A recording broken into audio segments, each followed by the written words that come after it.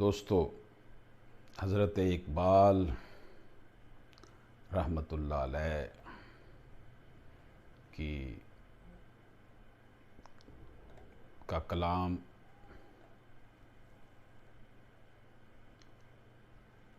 بال جبریل سے آپ کی خدمت میں پیش کرتے ہیں۔ جب عشق سکھاتا ہے آداب خودآگاہی، کھلتے ہیں غلاموں پر اسرار شہنشاہی۔ اقبال فرماتے ہیں عشق کے حقیقی کا ذکر کرتے ہوئے کہ عشق کا جذبہ انسان کو اپنی ذات کی پہچان دیتا ہے، شعور عطا کرتا ہے، انسان کو اس کی اصلیت بتاتا ہے کہ وہ اشرف المخلوقات ہے۔ اسے اللہ نے تمام مخلوقات میں بلند درجہ دیا ہے۔ جب کسی میں یہ جذبہ بیدار ہو جاتا ہے تو اس میں غلامی سے نجات کے لیے قوت پیدا ہو جاتی ہے، اور یہی خودی اس کی غلامی سوچ کو، غلام سوچ کو بدل کر بادشاہت کی طرف لاتی ہے۔ اس میں بادشاہت کرنے کے جوہر پیدا ہو جاتے ہیں۔ تاریخ میں کئی ایسے نام ہیں جنہوں نے آگاہی کے بعد شہنشاہوں کی سی زندگی گزاری۔ آگے فرماتے ہیں عطار ہو، رومی ہو، رازی ہو، غزالی ہو، کچھ ہاتھ نہیں آتا بے آہے سحر گائی۔ حضرت اقبال نے فرمایا کہ انسان کتنا ہی دانشور، بڑا دانشور یا عقل مند کیوں نہ بن جائے، جب تک وہ اللہ کے دربار میں نہیں جھکتا، دین کی طرف رغبت نہیں کرتا، رات کے آخری پہر رب سے ملاقات نہیں کرتا، تو وہ کچھ نہیں ہے۔ کچھ ہاتھ نہیں آتا بے آہے سحر گائی۔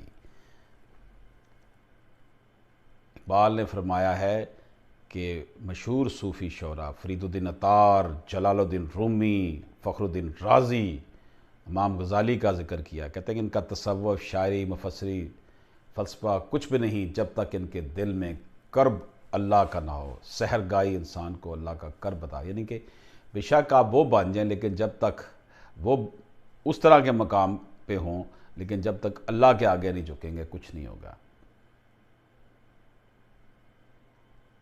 بہت خوبصورت شعر۔ نومید نہ ہو ان سے اے رہبر فرزانہ، کم کوش تو ہوں لیکن بے ذوق نہیں رائے۔ اقبال فرماتے ہیں قوم کے رہبروں کو اپنی قوم کی نااہلی، سستی اور لاپرواہی والی زندگی پر بہت افسوس، اعتراض ہے۔ اقبال رہنماؤں سے کہتے ہیں، لیڈروں کو سے کہتے ہیں کہ وہ اپنی قوم کی حالت سے مایوسی کا شکار نہ ہوں۔ ان کی قوم آرام طلبی کی عادت کی وجہ سے زندگی کے مقاصد کی طرف راغب نہیں ہو رہی، مگر وہ اپنی زندگی کے حقیقی مقاصد سے بخوبی واقف ہے۔ ضرورت ہے تو اس کے سوئے ہوئے جذبے بیدار کرنے کی، ان کو محنت کی طرف راغب کرنے کی، ان کو صحیح راہ دکھانے کی، ان کی اصلاح کرنے کی، پھر وہ آپ کے ساتھ چل کر کامیابی کی منزل تک پہنچیں گے۔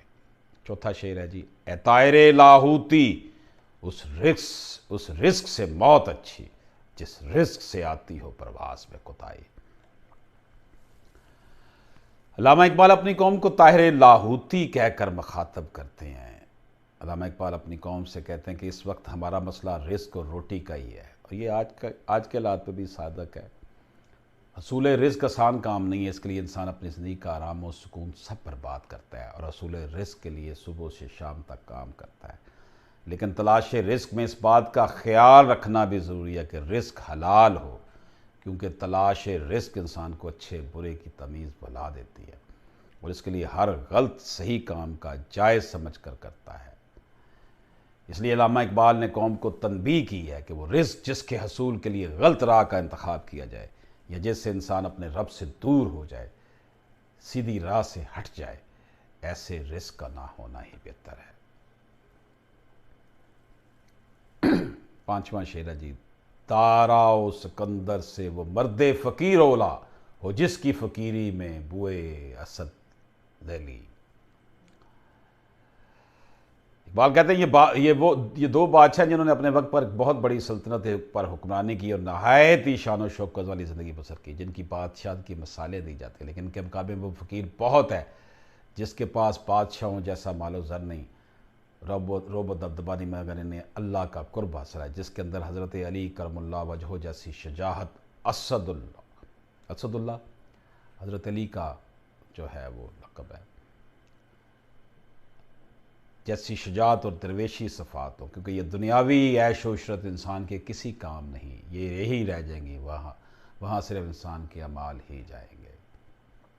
آخری شعر جی، آئینے جواں مرداں حق گوئی و بے باکی، حق گوئی و بے باکی، اللہ کے شیروں کو آتی نہیں ربائی۔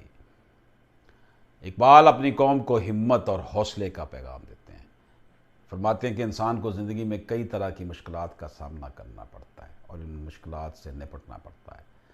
حضرت اقبال فرماتے ہیں کہ زندگی میں مشکلات کیسی بھی آ جائیں، اگر ہم بے خوفی کے ساتھ ان کا مقابلہ کریں گے اور دل میں اللہ کے سوا کسی کا ڈر نہیں رکھیں گے تو وہ بآسانی ان حالات سے نمٹ سکیں گے۔ آپ فرماتے ہیں کہ جو حق کی راہ پر چلتا ہے، جس کے دل میں اللہ کی ذات پر پختہ یقین ہوگا، انہیں کوئی چیز کامیابی پانے سے روک نہیں سکتی، ان کو ڈرا نہیں سکتی اور ان کے دل و دماغ میں کبھی مکاری نہیں آتی۔ اللہ کے شیروں کو آتی نہیں ربائی۔ اجازت دیجیے، اللہ حافظ۔